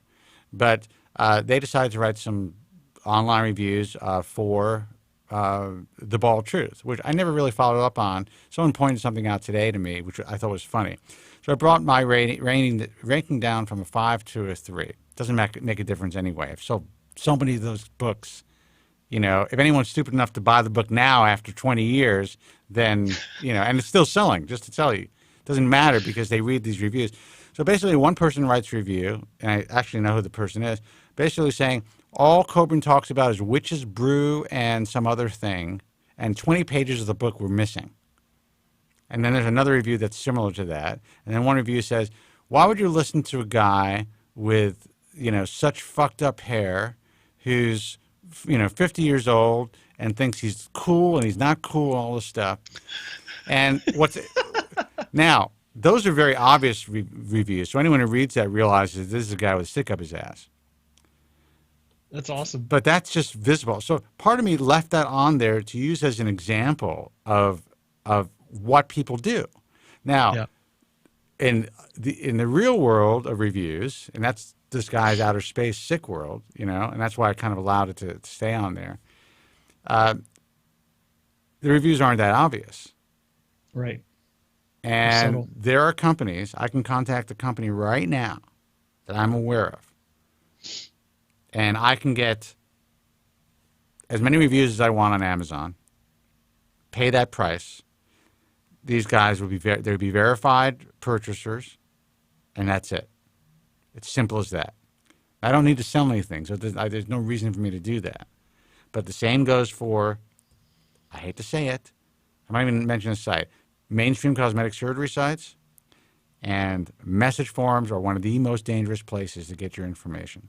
If it's not a fully moderated forum, I don't care what people say, you are in a fucking dangerous place. Let's take a phone call. Hey, man, you are on the air. Who's this and where are you calling from? Hey, this is Nick from Detroit. How's it going? Hey, Nick. What's happening, Nick. man? Fucking it's been Detroit. It's been a while since I spoke with you guys. Yeah, how are you? Yeah, how are you? People are still living in Detroit. Yeah. Where'd you move away and move back?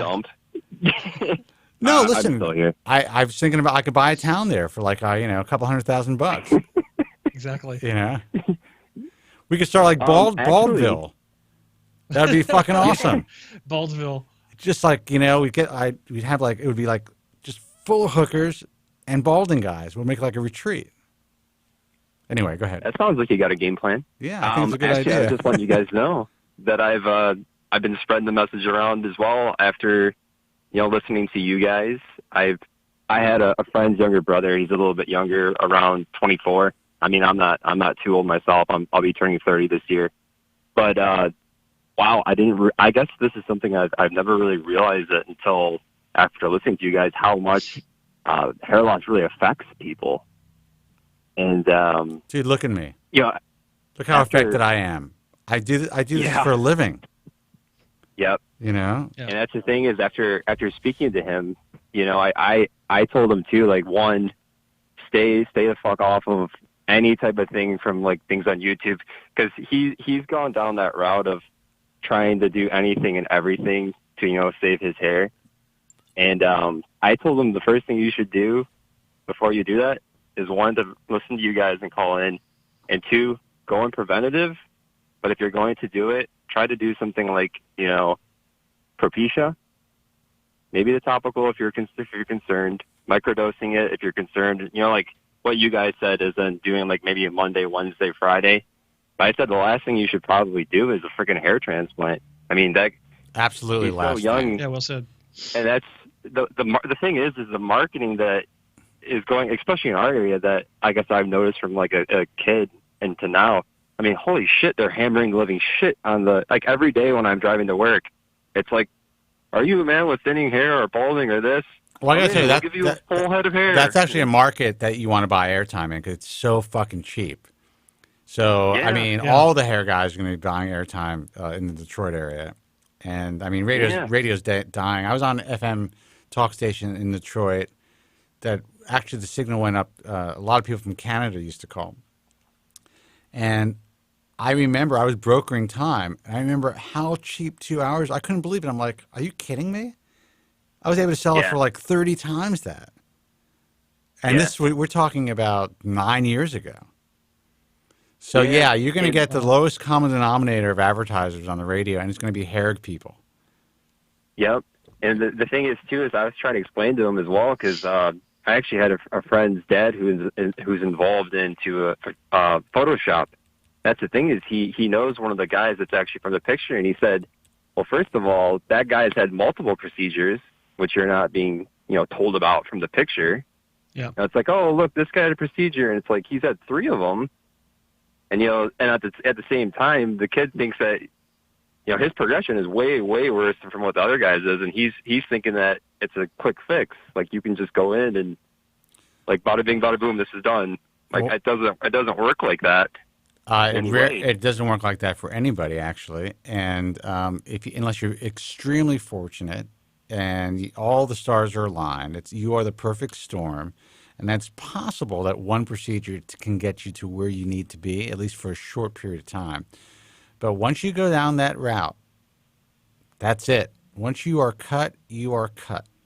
And people have to understand that all you're going to see and this goes for any form of cosmetic surgery or advertising in general, but when you're dealing with your body, altering your body, through cosmetic surgery, you're only going to see the best possible results and at the best angle. And sometimes, sadly, while they can claim that these are untouched or unretouched, as they say, photographs, some of these people are being photographed with makeup in their hair. Some of these people are just, the lighting is slightly off. Sometimes it's drastically off. Yeah. I mean, I did a presentation, and actually the person who provided me the images for this presentation many years ago was Joe Tillman. And essentially it was just a lighting difference. And it's on YouTube. You can find it. It's got, I don't know, a few 100,000 views. I don't even know I don't even know what the name of it is. But I don't know. Some interview that you were in. It was. It's an old channel that I had. So it's not the bald truth. But anyway, it's basically the truth. Like 10 years ago. It's like the truth about before and after images. And the bottom line is, we showed one image on the left, one image on the right, and it looked clear like it was a before and after image. But those images were taken 10 seconds apart, just with slightly different lighting. Yeah. And that is the major trick of the trade, man. So you are giving this guy good advice. All these young cats out there have to understand that there are limitations. You need to see patients in person. That's exactly what I told him, too. And it was, I told him that, if you're having concerns about these medications, I mean, anything and everything can give you a side effect depending on the person. Everyone's different in how they react. And I was trying to explain to him on the fact that just because you're looking at a picture of somebody and in person, your hair characteristics are not the same in any way, shape, or form. Your skin characteristics, your healing characteristics, your physiology is completely different. And I said that, 24 is a young age. Try to get onto something preventative and see what you progress to. And then if it's something that still bothers you, maybe like when you're closer to your 30s or in your 30s, like consider a procedure. But, the thing is the expectations are just, you think that you can go from, a pretty substantial hair loss to like all of a sudden a full head of hair. And that's where it's like, I don't think you quite understand what's going to what your hair's going to look like, and two, what you can get. You've also got another issue where it's not just the advertising and the marketing. It's also what your friend is probably used to, because you said he's 24. Yeah, he's 24. Yeah, so I mean, it wasn't that long ago that he had a full head of hair, and so, when younger guys like that are going for a hair transplant, they're used to, or they expect to have something close to what they only recently had a few years prior. As you get older, you understand how that works better. You have a better understanding of reality, and fewer men in their 30s are looking for the hairline that they had when they're 18, with the matching density to go along with it in coverage. So I think you did a great thing, not just by giving him the advice about the preventative medications, but also on how to research hair restoration and to take his time and to wait till later in life when he's in a better position emotionally and mentally to go through such a thing. There's so many guys that are willing to. I don't mean to interrupt. There's so many guys who are willing to prey on a vulnerable 24-year-old like this poor kid. And I hear so many excuses when I speak to guys, even guys who have really good reputations, who are like, well, I mean, there are cases of young men who really can benefit from hair transplantation, and the truth is, maybe there are a few, but in general, they know that down the line it was a mistake. They should never have really worked on this person. It may have gotten them through a couple of years if they lucked out, but so many young guys are just ill-equipped to deal with what the results are really going to be like.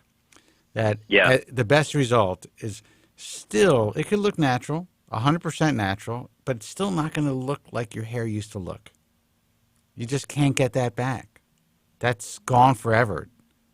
I'm sorry to depress you guys, but that's just the reality of it. That's reality. Yeah, and that's the thing is, I was trying to tell him that this is something you can't be impulsive. It's kind of like when we listen to the radio, we get things of like, oh, come in for LASIK eye surgery, Yaldo Center, they do it for $500 an eye. It's like, that's like, okay, like I'm going to trust my eyes to somebody based off an advertisement I heard in 2 seconds. Like based on coming in because it's cheap. Look, come in for a sale. First of all, if someone's advertising on the radio, honestly, unless it's a very specific type of a situation, like I was very lucky because I was able to, in a low-brow world, and radio, I have to say, and I could say it now, it's dying, was really the lowest common denominator of advertisers. That's just the way. You had some big names, Amco, the Hong Kong AAMCO, and the stuff that you heard on the radio all the time. But in general, especially local advertising, it was kind of lowest common denominator, and they really went for, just the less sophisticated consumer. And that is just the way. That's just the way that it is, man. It's sad. It's just, God Almighty. I just wish people. Yeah. People want to hear what they want to hear. They want to hear that they could be fixed. They don't want to hear the truth. We go out there and tell them the truth. They think we have some sort of agenda to tell them the truth. The agenda is, look, we don't want to see you get fucked up.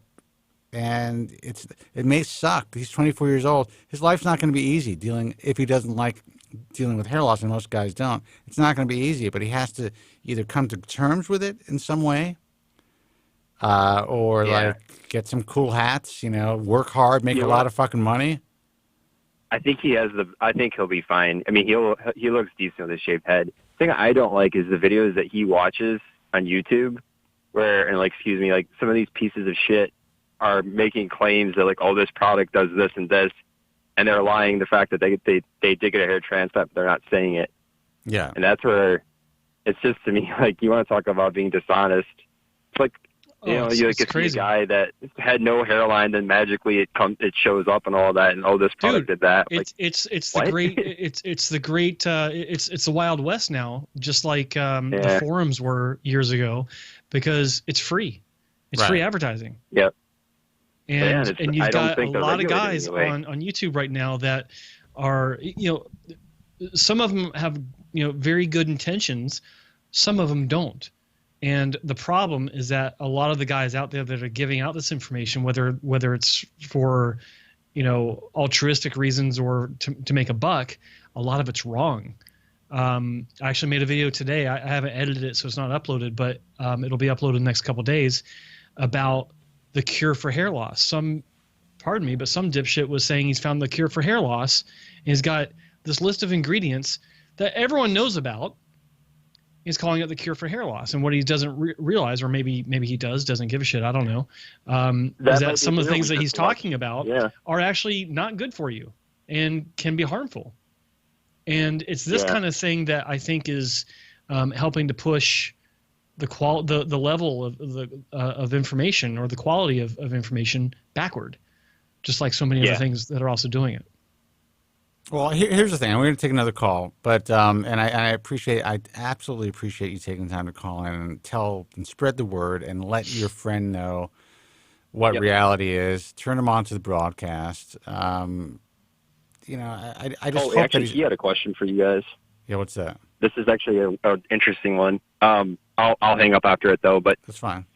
Whey protein isolate versus whey protein concentrate. He was reading an article on that and about whey protein isolate for some reason potentially speeding up hair loss. Well, here's the thing. That article, there's a guy by the name of Dr. Shapiro who has a whey protein concentrate product that is supposed to help with hair growth. And his claims are that whey protein isolate can actually exacerbate hair loss. Now, what's the reality of that? Well, there's more casein in whey protein isolate. I guess it's possible that it can cause more of a testosterone response, and there's probably some other issues. I don't know, Joe, if you know anything about this. No. I can tell you how fucked up I am, and I'm not that impressionable. I happen to use whey protein concentrate anyway. So when I read this article, my first human response was, okay, I'm doing the right thing. But I know there's no logic to it. It doesn't make any fucking sense. So I wouldn't worry about it. But if he is worried about it, it's really easy to get whey protein concentrate. Go to Naked Whey. Get a product called Naked Whey. That's whey protein concentrate. Is it concentrate? I don't know. Is that the word? Is isolate whey protein? I think so. It sounds right. Yeah, it sounds right. But it's the good stuff that they claim is not going to affect your hair. I believe that it was kind of like a marketing ploy. There's a lot of peer-reviewed journals that are essentially all you do is have to present, create, basically send in an abstract, and if the editors find it interesting, you're going to be in there. I'll give you an example. I've been invited to write in a peer-reviewed journal an article. I'm not a fucking doctor. Now, I'm glad that I'm honored that they're asking me to do this. They want to get my perspective as someone who has their finger on the pulse of the industry and who's been a consumer advocate for so long. But it's going to be a sexy article, whatever it is. But the truth is, that's what editors are looking for. Yeah. So, and that's a sexy article. You're dealing with something that, is out there in such huge amounts as far as whey protein isolate. Every bar has whey protein isolate. Almost every shake is whey protein isolate. And as one guy comes out with this concept, more people are going to go for his protein shake.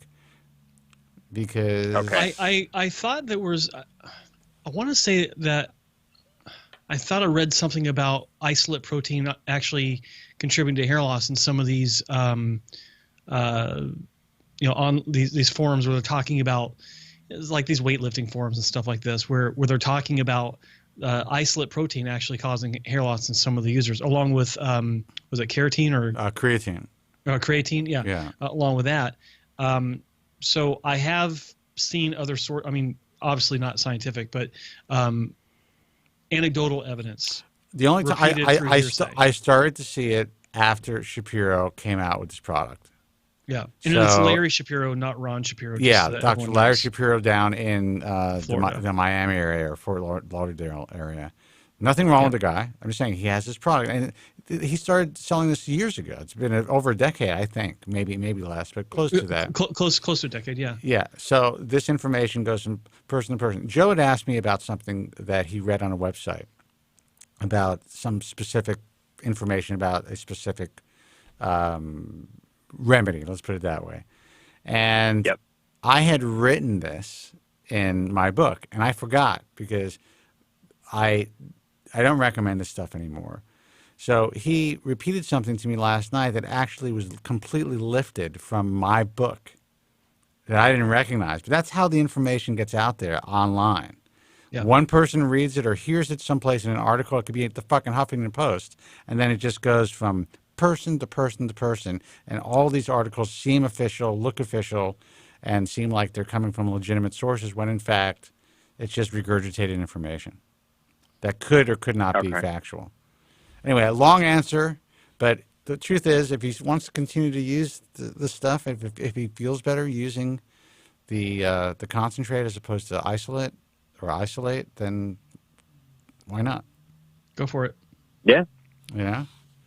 All right, dude. Listen. Yeah. Thanks for the call.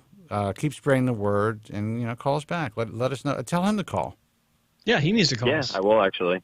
All right, man. Yeah, Listen, thanks a lot. I'll try to do that. Good luck with the whole All right, Detroit thing. it. All right, take care. All right, see you. Bye. Good luck with the whole Detroit thing. 888-659-3727. We'll take one more call. Hey, you're on the air. Who's this, and where are you calling from? Hey, guys, what's going on? It's Nico from New York, Manhattan. Hey, Nico, what's happening? Hello, Nico. What's going on, man? How's the weather in New York, man? How's Manhattan? Oh, it was super hot today. Really nice change of pace, change the perspective, motions, all good. It was really nice out today. I will tell you, the one thing I do miss, I miss springtime in New York, and I miss autumn in New York. But it's very short periods of time where there's no humidity, where the weather's just beautiful. But most of the time it's fucking miserable. But anyway, go ahead. Yeah, it was a little humid today, but it was prime. But it was kind of like a nice fall day, like you were describing. Yeah, great. Yeah, Killer. that smell, man. You just nothing like it. It's like a young woman. Exactly. Yeah. I love it. So what's up? So I've been just wanted to call in, and it's great that I'm talking to you guys. I check out Joe all the time, his videos. I'm on a hair transplant mentor from time to time. Been checking out Paul Truth for about a couple of years now. Awesome. Had my first transplant last summer in August. Where am I at? That's one thing I love about you guys, and one of Joe's videos about hair loss patterns, and I fall under more of like atypical hair loss pattern. So when I went and I saw Dr. Doran here in the city. Did you tell him that you suffer from a Tillman level 4 hair loss pattern, and he knew exactly what you're talking about? Unfortunately not. I still felt like a novice at the time going in, and so I was just trying to get his perspective. But no, actually, I think that video I saw on the varied pattern losses. Believe me, Joe's head is getting so big, he's eventually going to start the Tillman chart. It's going to happen. I know it. Yeah. Yeah, I'll get shot down real fast. Yeah. No, I'll push it through. Let's make it up. We'll get some actually really cool images. Yeah. But I think we're going to have to get like biracial images now. Don't you think? Yeah, right. Don't you think that would be more fair? Biracial and gender neutral. Yeah. Gender neutral. Binary. From there, apparently, apropos of earlier conversation. Yeah. So I went in for surgery, and I guess I was classified around 4, heading towards possible 5, give or take. Now it doesn't help you guys don't have images. I couldn't shoot you any images, but sure. They're all in here, buddy. I know exactly what it looks like. They're just right there for you at any moment. Yeah. I actually started Propecia after surgery, and more recently I've been on it almost 3 months now. But I guess my main question, I'm hoping actually Joe does a video on it, and I don't think he has specifically to it, is trying to find the balance between donor supply and expectations. I don't know if that's specific or not, but I'm trying, because, I'm thinking about, I'm just started Propecia, so I'd like to give that some time, obviously.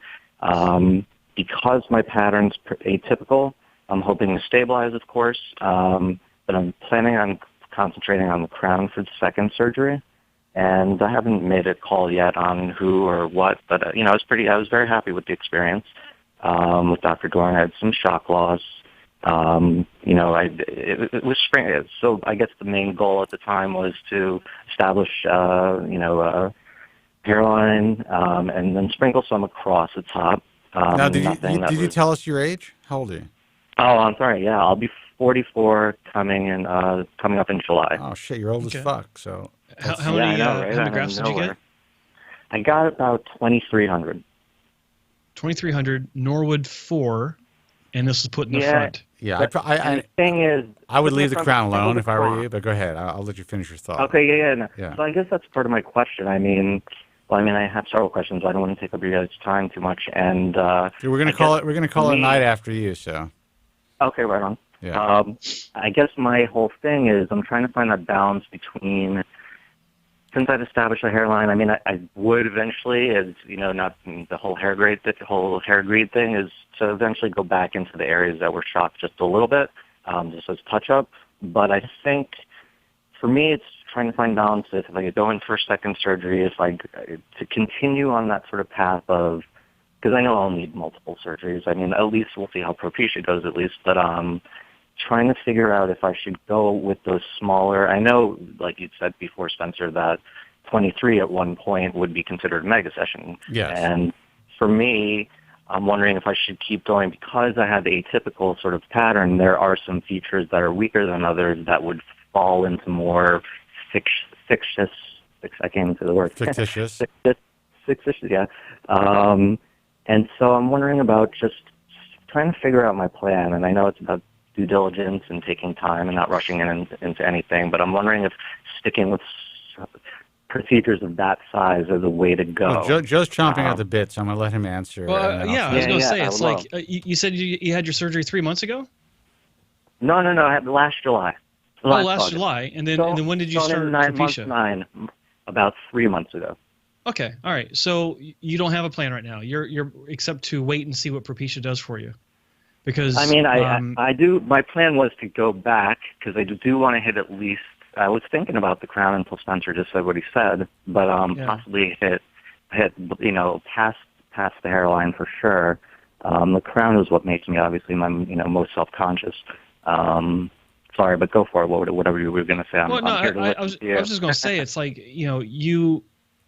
I talk to guys like this all the time that they just started a treatment, but they're talking about what to do in the future. And I think that, and I know it's difficult to do, especially, after you've had your first procedure and hair greed kind of sets in and you're happy with how things worked out and you want to, it's like, well, shit, why not do another one, move forward. You need to put the brakes on and let Propecia do its thing, because it may turn things around to where, at the very least, it'll reduce the amount of hair that you need to have transplanted. But best case scenario, you might just say, fuck it, I'm happy with this. Right. Don't need another surgery. Right? Or you might be encouraged to at least hold off for another 5 or 6 years. Oh, wow. Okay. Yeah, it can work that well. I have talked to so many guys in the past that were like, yeah, I want to get 6,000 grafts and just knock it out and call it a day. That ain't the way it works. Bullshit. Right. I figured that out as I've been doing it. It's such an interesting learning curve. But thankfully, I've talked a lot of guys into not doing that route and just addressing the front. Do 2,500, 3,000 grafts, get the front done, see how you like it. You may not want to do the back. The back may turn out to be a non-issue, or medication may thicken it to where it's not as much of a priority for you anymore, to where you can move on in life and it's not so much of a big deal. That's what I think you should do. Don't plan anything until you see how this works out in another 9 months when you've been on it for a year. That's when you start. And that's great advice. And first of all, you do have a no matter what you how atypical you think your situation is. You do have a finite amount of hair that can be moved. Right. So utilizing, trying to use that in the crown is really, the crown is, it's known as the black hole. A lot of physicians, while they will transplant the crown, and there are guys who, they understand how to create the whorl and all that stuff. They're still hesitant. They still realize that a lot of patients aren't going to be as satisfied, and that could end up, backfiring on them as well. So I think there's a lot of guys who are more reserved when it comes to offering transplants in the crown. They'll say, well, we'll put a little smattering, we'll sprinkle some grafts in there, trying to make you happy, and it's just a fucking waste of grafts, in my view. So I think Joe's advice is actually spot on. There are guys who will get on finasteride, and you can actually get a result where it's almost as though you had another 2,500 graft or 2,800 graft transplant within a year. And then you're going to be in that position where, okay, wait a second, all these miniaturized hairs are now growing in a full anagen state. They're fully matured hairs, and just even the slight thickening of some miniaturization can give you an appearance of having another transplant. I'm not even talking about full growth. I'm just talking about just slight, reversing some of the miniaturization. So don't make any plans. This is your plan. You're happy with the result now, right? Yeah. I mean, minus the shock loss, my hair characteristics come across as like nice density, and it's curly, and it's really just less transparent. It's the first procedure was really good. I guess for me, it's been all about my being self-conscious about the crown for sure. Well, here's the thing: every subsequent procedure puts you at greater risk of getting fucked up. Just know that. So currently, if you had a choice of being fucked up or living with your current bald spot, how would what would your choice be? Right. That's what you have to think of. I almost said the latter. But I mean, but exactly, you want, it's the former. So that's and it's nothing against. It was Dr. True, your doctor? No, it was Dr. Doran. Why don't I get those two? Yeah. It's nothing against Dr. Doran. It's the law of averages, right? I mean, these doctors are human. Every doctor out there, every doctor in any list in any country have unhappy patients. If they don't, it means they started 3 weeks ago. Right. And their patients haven't had time to be unhappy. Now, also, it could be due to your physiology. It could be due to something that's happening that day with you. It could be due to a changeover in staff. It could be due to anything. But the point is, it's not that we're saying don't have another surgery when you're ready for it. But right now, you're trying to kind of rush through to get some sort of sense of satisfaction. There's people that believe that once I get this done, I'm going to be able to live a happy life. And that's it. Right now you've established a better hairline. So at least in a mirror or when you meet people, you probably look better. Oh yeah, for sure. I feel I feel really good about the work. I mean, minus some minor shock loss. And it has some recession. It's very natural, actually. It came across, I don't know if a lot of talk's been, done with Dr. Doran, but a lot of respect for him because he was very conservative, very honest, very upfront about everything. I think Doran has been with the IHS for well over a decade now. I mean, the guy is somebody who he's well honed, man. He's been doing this for a long time, and he knows what he's doing. And forget about personalities. He was super nice, and I know that becomes secondary, to the fact of his work. It's helpful, though. I mean, he's such a nice guy, such a sweet guy. But he was extremely honest. I said, when I first went in, I'd asked about, how many grafts, what's the max, and his approach is very conservative and very honest about, talking about my donor supply and whatnot. So for me, it's just been trying to figure out that balance. For me, has been the biggest issue in my head is, max amount of how I should do, when I should go in, when I should wait it out, like you guys are talking about, and just trying to find that balance for me is just kind of tricky. Well, the good news is you've only had one procedure that's been effective and has been life-changing for you. That's a big deal, and it's been all positive. You are now using finasteride. I'm assuming you're not having any adverse side effects. No, I mean, there was some, little pain in the balls action, slight, but that's gone. I've been going slow, taking my time with it. I started, well, I said about 3 months ago. I've been taking it now. I mean, just so that I didn't get hit hard with side effects. I was going very slow with it. Only twice a week to start, but I plan on upping it to 3. Yeah. Okay. And we'll see how that goes, I guess. So I just really appreciate the advice, and I needed to hear from you guys for sure, just to get some perspective on everything. And I wish not to buy in the bullshit of getting in, trying to, down another one and then wait 2 years, and without having a plan, just sort of take my time with it. I think is what I needed to hear. So well, I'm glad that we were able to help, and that's true. I mean, you can't your plan so far has worked, and right now, just stay the course, see how the medication goes, and the great thing is, the transplant's always going to be there for you. Right. Exactly. So there's no rush. That's what to remember. All right, man. Listen, best of luck. Thanks for listening. I really appreciate you guys. I'm sorry for any novice questions. You guys are the best. I really appreciate it. No worries. Your time. Thanks, Nico. Dude, no novice questions at all. Appreciate it. Take care. All right, guys. Take care. Bye. Goodbye. All right, guys. We're going to call it a night. Good show. On Good the calls. spot. Yeah, good calls, good show. I want to thank everybody for tuning in. Obviously, Joe Tillman's personal website is hairtransplantmentor.com. I keep saying Joe is the original hair transplant mentor. I got to find another title for him. I'm getting tired of that.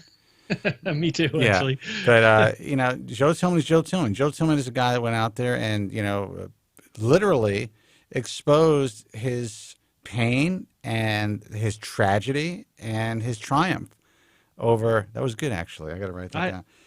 That was good. Over hair loss and what he was able to do to, kind of get his life back after he was fucked up. And he turned, as I have, his Achilles heel into his, his passion in his career. So I think that's something to be said for what Joe does. And that's why we have had him as part of the show for such a long time. And that's why we decided to kind of make it a full-time thing. Unique perspective. Check out his website, hairtransplantmentor.com. Also, a lot of you guys are watching the program through Joe Tillman's Hair Transplant Mentor YouTube page. Anyone who is listening to the show, anyone who's currently watching the program, whether you're listening through one of my resources or Joe's resources or iHeartRadio or iTunes Radio, go to Hair Transplant Podcast on YouTube and fucking subscribe. Okay, we're trying to build that page. There's going to be a lot of great information on there. And subscribe to Joe's page if you're listening to the show and you're not watching it on YouTube, or if you're watching it through The Bald Truth or GFQ, go to Joe's page and subscribe. The websites, thebaldtruth.com. You can find archives of this broadcast on The Bald Truth and some other great stuff. And you know what? Subscribe to that as well. The more subscribers, the better.